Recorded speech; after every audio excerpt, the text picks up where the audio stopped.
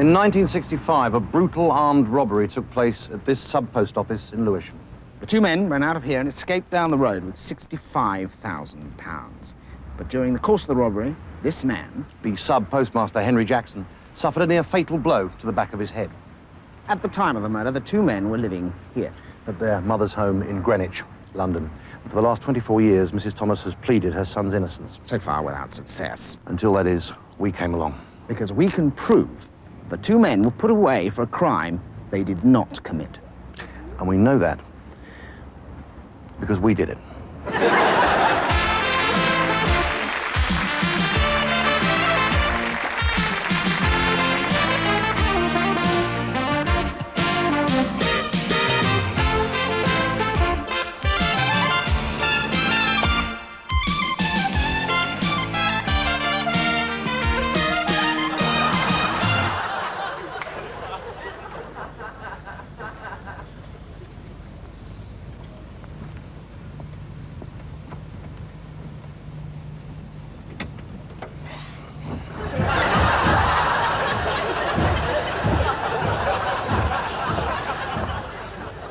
Is anybody there?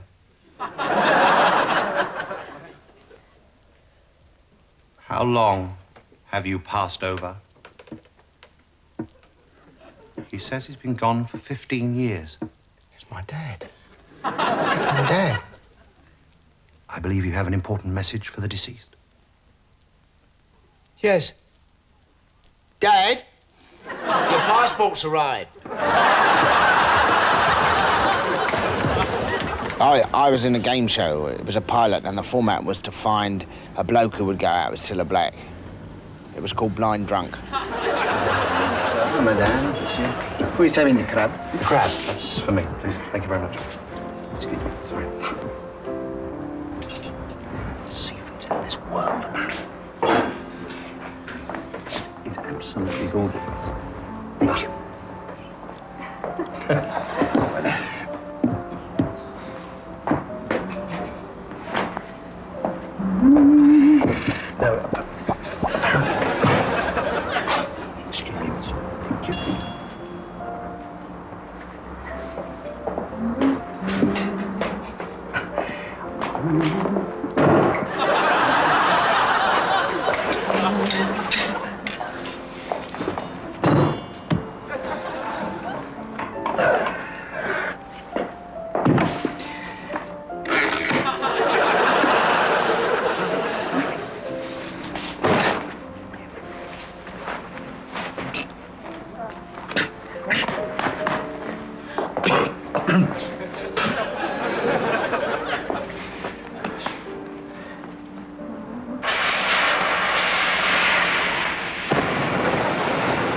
Can I show you me? Actually, I think I have the Dover Soul. That's an elegant figure. Well, of course. Back in the 60s and 70s, you know, those rock concerts. God, dear. Those are days, because I was a hippie. You never was, would you? I was. You should have seen me in my crushed velvet loon pants. Oh, yeah. Me psychiatric nylon caftan and the old Indian beads. Yeah. Oh, it's great. What a decade. What a dickhead. You know, wonderful. Do you realise that it's actually 20 years since the Isle of Wight? It never is. Were you there? Yeah. I think everyone from our generation was there, weren't they? Yeah. We used to go every year. Every year? Yeah, me and the mum used to go to a little boarding house in Bentley. No, I mean, did you go to the rock festival? What rock festival? What rock festival? Blimey, thousands and thousands of people hanging out there, you know, so declaring love and peace. Oh, yeah, I remember that. Yeah, I went to that. We went and complained about the noise, because we couldn't hear it. Oh, it was marvellous. I was there, mate. Was I you? was hanging out with all the kids, dropping in and cooling in and, dropping out. And, Right, yeah, it's awful when your zip goes on the side of it. Sleeping down there, isn't it? Because you get all over the place. Fantastic, Was mate. it? Up there on stage, kind of huge super groups playing, and then over here, like, sort of acre upon acre of tents stretching out as far as you could see, and sort of hippies tripping everywhere. Yeah, well, it's the guy ropes, isn't it? You see, people don't get the tents. If you get a lot of tents, people have got to be careful. No, I'm not talking about that sort of tripping. I'm talking about... D-R-U-G-S. Oh, yeah, my favourite band. Okay? Dr. Ruggs. No. Dr. Ruggs and his magic cocoas. No, I'm talking about the wacky backy, the uppers and the downers, the speed and the grass. You're not talking about drugs, are you? Yes, of course I am. Yeah, but I mean, you was never involved. Well, of course I didn't know, but they was all around, wasn't they? I mean, the air was thick with it. Yeah. Blimey, talk about passive smoking. Blimey, I mean, you only had to sit halfway through the average Stones concert. You were completely out of your box. Oh, yeah. Still, you had nice seats then. They were my favourite. Mick Jagger. Yeah. And, of course, since then, Bruce. Oh, he's my favourite too. Yeah. Hey, as that song go, life is the name of the game, and I want to play the not Bruce game. Forsyth. Bruce Springsteen. Who's he then? Who's Bruce Springsteen? Blimey, the man we call the boss. Do you? Bruce Springsteen runs that milk depot where you work. Yeah. Do you know, there was only one place to be at one of those rock concerts. Where was that? Backstage. Yeah, that's right. And then you didn't have to watch what was going on round the front, did you? I was a roadie, you know. Were you? Oh, yeah. You was a roadie? I was a roadie. I was a roadie for one of the very top groups. Oh, well, yeah. Who was you a roadie for then? Blodwyn Pig. You was a roadie for the Blods? Yeah. You never were. Yeah, I was with the Blods in the early days. Well, because I left them before they got big, of course. Yeah. I think they all left before they got big. On tour with the Blods, my God. What did you have to do then? Well, yeah, as a roadie. yeah. Well, like before every gig. Yeah. Well, gig is a sort of, you know, a technical term. It means Gig. Gig. Yeah, that's right, yeah. Well, before every gig, Yeah. well, obviously I had to do my fair share of humping. Obviously. Yeah, I've heard a lot of that when. And and then basically I do the rig. Oh, right, so the lighting rig. Oh, so you did the rig for the gig? That's right. Yeah. So you did the rig for a Blodwyn Pig gig? That's right. Yeah, that's right. And there was a lot to do and all. So it's big. Oh, it's big. Yeah. So you did a big rig for a Blodwyn Pig gig then? Oh, yeah, I did. Well, there's a lot of nonsense talked about it now. Yeah, there is, yeah.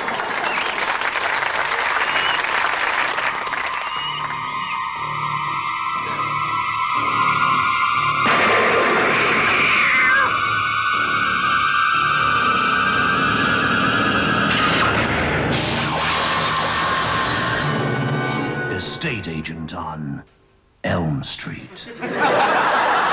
In which case, gentlemen, how can members of Parliament possibly justify to anyone awarding themselves a pay rise that is 3 times in excess of the current rate of inflation?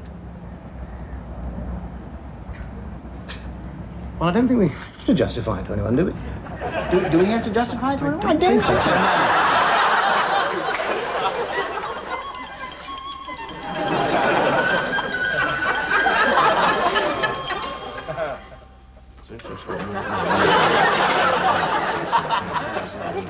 Oh, hello, and welcome to It's Music to My Ears. Now, Mike, what instrument have you brought along for us this week? These, Colin. Ah, my goodness. Surely you're not going to try and light a fire in the studio, Mike. Oh, no. No, these are actually Tibetan prayer stones, Colin. Oh, prayer stones? That's right. I see. Well, pretty hard to turn in a convincing musical performance on those, I'd have thought, Mike. Well, we shall see. The prayer stones are used by the monks of Lhasa and have 2 functions. The main function is to accompany their ritual chanting. And what's the other one? I don't know, Colin. And these are actually from Tibet, are they?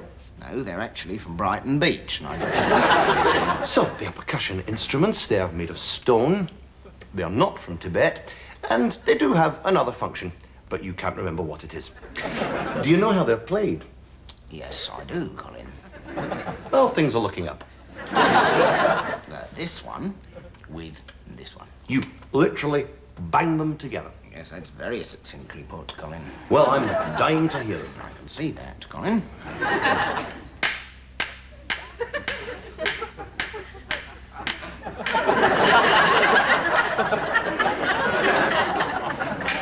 Well, they really are quite something, aren't they, mate?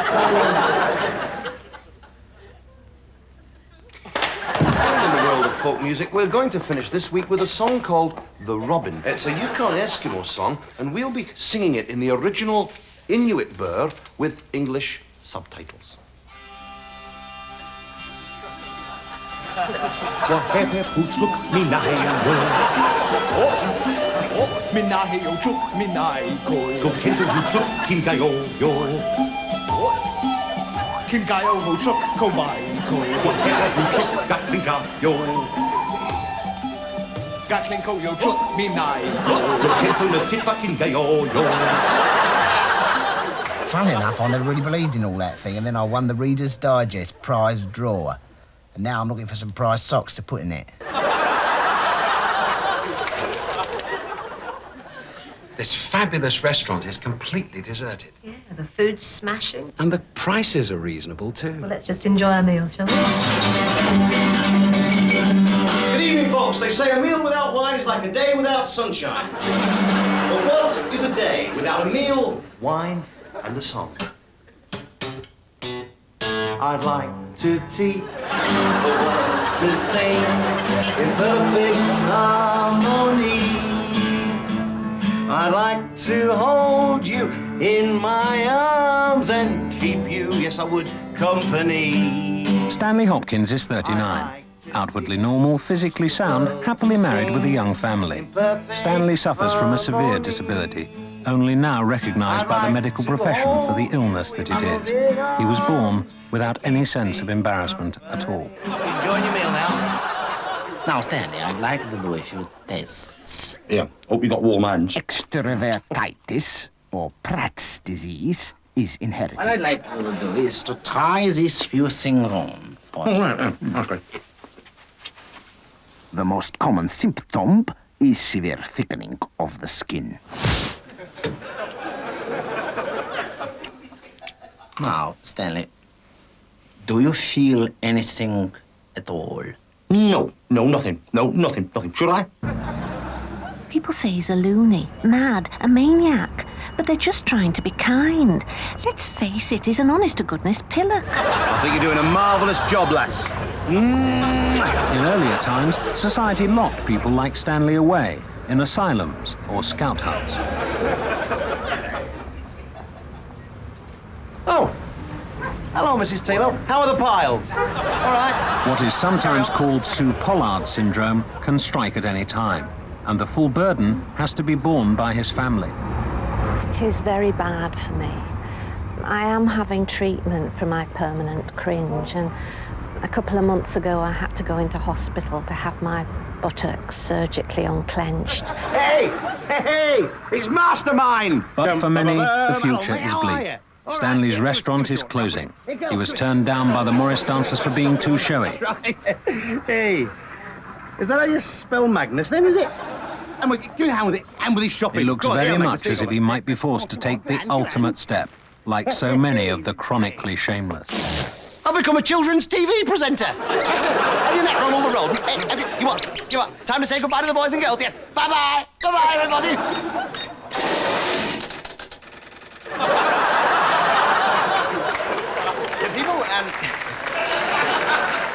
People are always asking me, what is old Smudge Face like in real life? And I always tell them that the most astounding thing about this bloke in real life is that he is actually quite funny.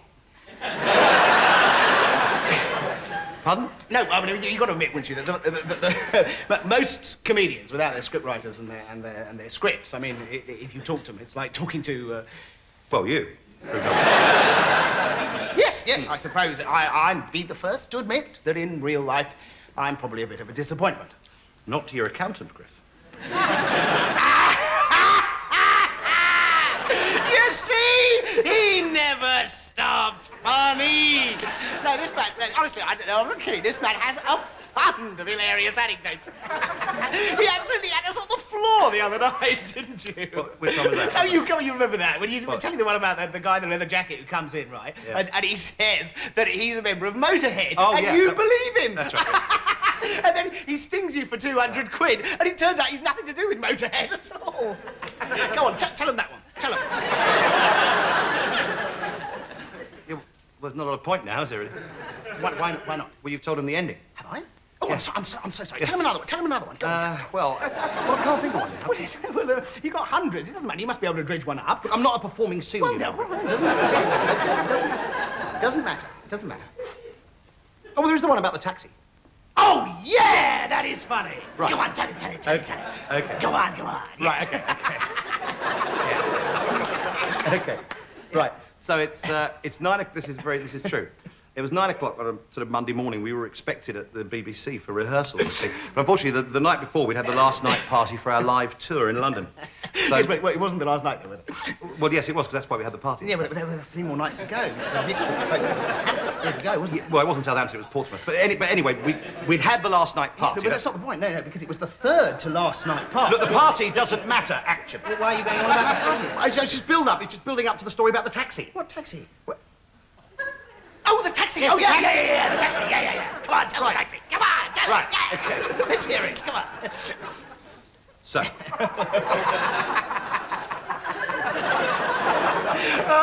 What's funny? What's funny? 200 quid and he wasn't even a member of the band. He's a killer. It's the way. Come on. Right. So anyway, I'd overslept that morning, but Griff being a bit more, and I'd sort of forgotten to get a cab, but Griff's a bit more organised than I am, so he'd actually got one. I had, yeah.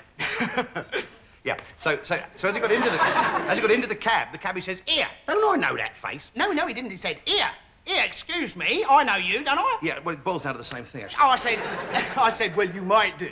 And he said, yeah, you're that bloke who reads... Well, no, I'm sorry. No, he said, you're that bloke on Tomorrow's World, aren't you, eh? Really? Meanwhile, I'm coming up from Baker Street Tube, and I'm going to flag down a cab in the street, but the traffic is solid. Yes, and the funny thing was, I was actually sitting in a cab opposite you when you came out of the tube, wasn't I? Yes, you were, Griff. Yes, I was. Yeah. So the cabbie turns to Griff. Oh, I love this bit. I love it. So the cabbie turns to... I love it. Yeah. So the cabbie turns to Griff and says, "Oi! There's that Mel Smith." You see? So Griff winds down the window. No, I pulled it down. You pulled it, but there wasn't a handle. Well, that makes it a lot funnier, doesn't it? I think it kind of does, actually. It does. A little bit of accuracy, because observed comment... All right. So you pulled down the window. I pulled down and you shouted, "Oi, Mel, over here!" And the cabbie turned to me and said, "Don't shout at him. They don't like being recognised." I'll tell you one thing. What? I don't think you tell these stories as well as you think you do. But my love, I know where my father keeps the silver coin. We could be away from Plymouth on the next tide. Oh, say you'll come. I beseech thee, Tom. Damn! I'm sorry, darling. I'm sorry, everyone. I'm sorry. Sorry, Giles. I'm sorry, love. I can't do it. I'm really sorry. That's all right. We can go again. It's there, but it won't come out. I don't know what my motivation is. Motivation? Yeah. Yeah, well, Jenny wants you to go with her, and you don't know whether to go with her or not. And something about her reminds you of your childhood, when your father beat your favourite dog, and it's upset you so much you ran into the kitchen, and your mother was there, and she was cooking, and she turned around, and she spilled oil all down herself, and she died. And Jenny reminds you of her mother, so you want to go with her, okay? Great, thanks. Giles, thanks so much. I'm sorry. Okay, let's go again then. Okay, is that all right? Runaways, 56, take 9. And action! But my love, I know where my father keeps his silver coins. We could be away from Plymouth on the next tide. Oh, say you'll come with me, Tom. I beseech thee, Tom. All right.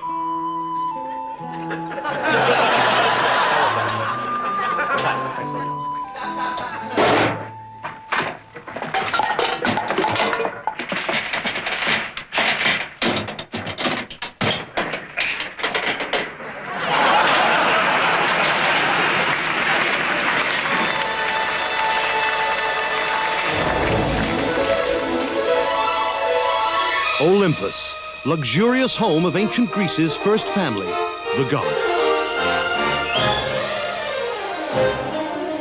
Starring Morgan Bottoms as Aphrodite, goddess of love and health foods. Doug Douglas as Odysseus the adventurer. Pamela Tail as Penelope, his estranged wife. Luke Veranda as the god. Ogden Barrymore Jr. as the Minotaur. Greg Posture as Theseus, globe-trotting prince of Athens. Peter Kintickley as one of the less important roles. Meryl Catty as Hera, troubled queen of Olympus, and Charlton Wigg as her husband Zeus, in all his many forms. Aphrodite, do we have any news of Theseus yet? Damn you, Zeus. Damn you and your infidelity. Hero, something's troubling you. I do have news, Theseus. When he went into the labyrinth, he was armed. Armed? What? A ball of wool. Ball of wool. That kid's gonna need all the help he can get.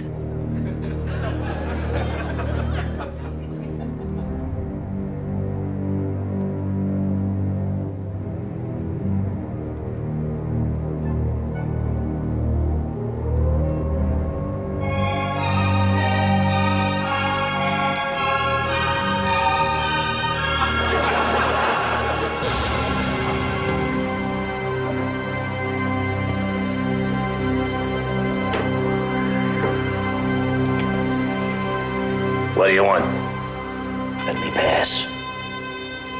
You got an invitation? My name is Odysseus. This is my house. Get out of here. It's true. For 10 long years since the fall of Troy, I have laboriously made my way homewards. To end my journey here, my home, my hearth.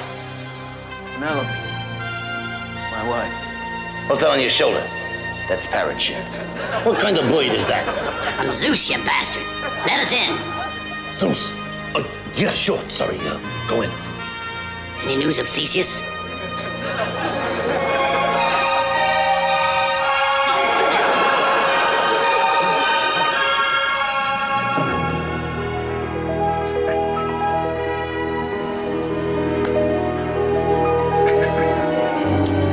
Stop it, Odysseus. I have a headache. Come on, honey. I've been away. Shipwrecked and pursued by fantastic creatures for 10 years. Well, another year won't hurt you. Another year? I get very long headaches. Come on, be reasonable. Me be reasonable? What time do you call this to come home? Where the hell have you been? I told you. Oh, exactly. You've been shacked up with one of your fantastic creatures, haven't you? What? You think I spent the last 10 years bonking some 15-foot giant with one googly eyeball in the middle of his face? Not the Cyclops. I'm talking about that temptress Circe the witch. Circe. Why, that voluptuous enchantress means nothing to me. What I want to know is how come when I come home to my wife, I find her entertaining 100 strange men in my lounge room? Those men are my fiancés. 100 fiancés? I thought you were dead.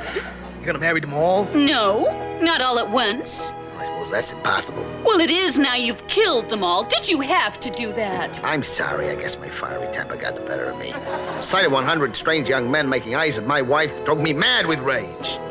Thank God you didn't get back on Thursday.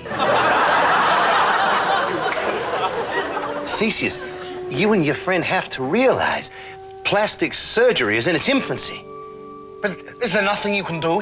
He wants to look as much like me as possible. Oh, well, that's easily done.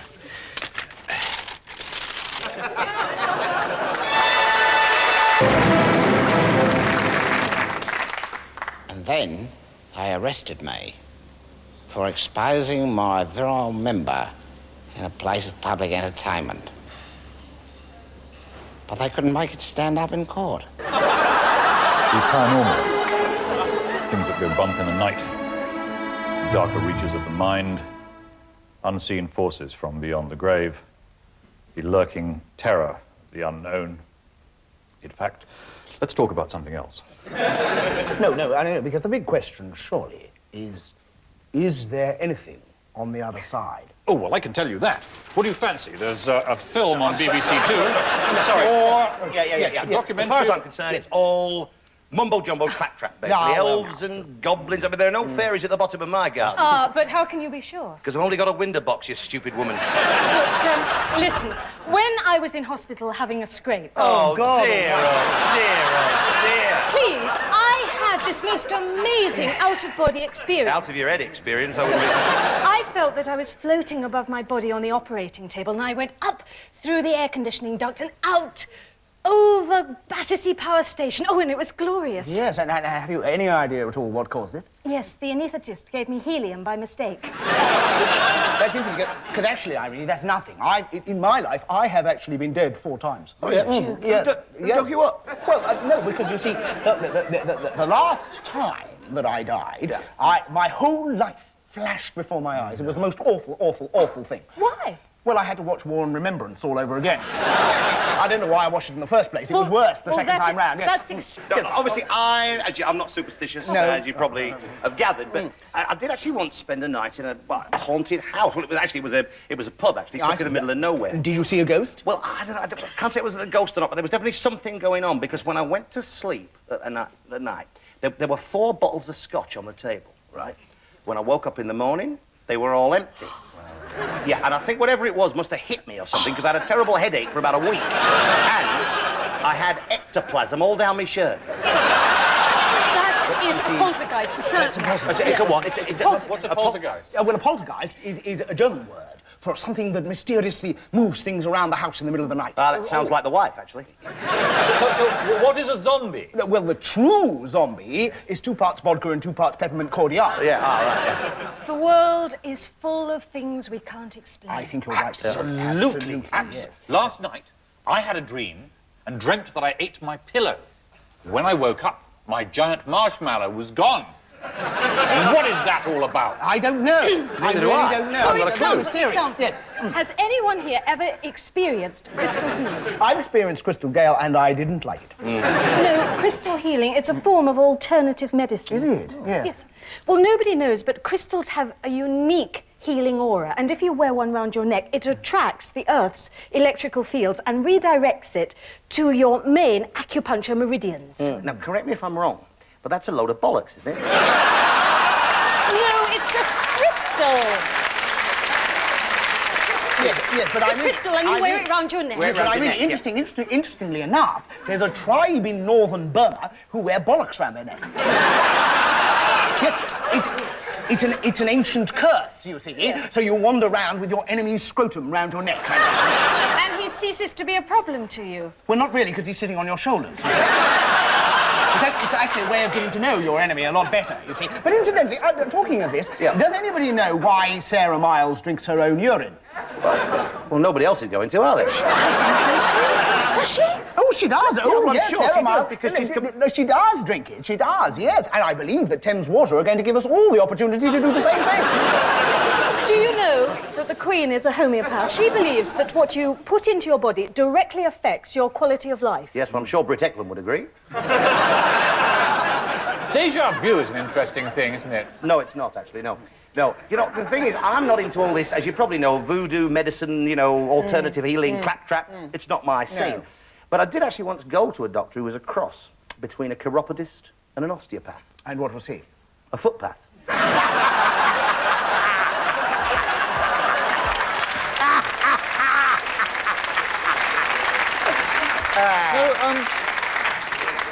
Déjà vu is an interesting thing. My God, I've got an extraordinary feeling I've said that before. Yes, you have. You have, and it's still not very interesting. Yeah. No, but actually, David, it is quite interesting because the French have a very polite form of that called après-vous. Oh, yes. So the question, really, that it all boils down to is the question: is there anybody there? Well, I personally wouldn't have thought so. I should think they've all turned off by now. So, should we all go on?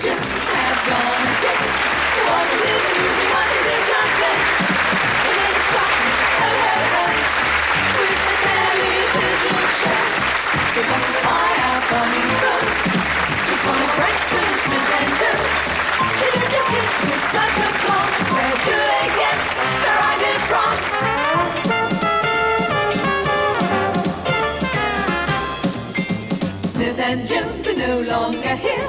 They're currently embarking on a new career. If you've just joined us, you've missed the show. Where were you half an hour ago? They made us happy, they made us grin. So viewers, if you've been tuning in, replace the receivers on your telephones, because that's your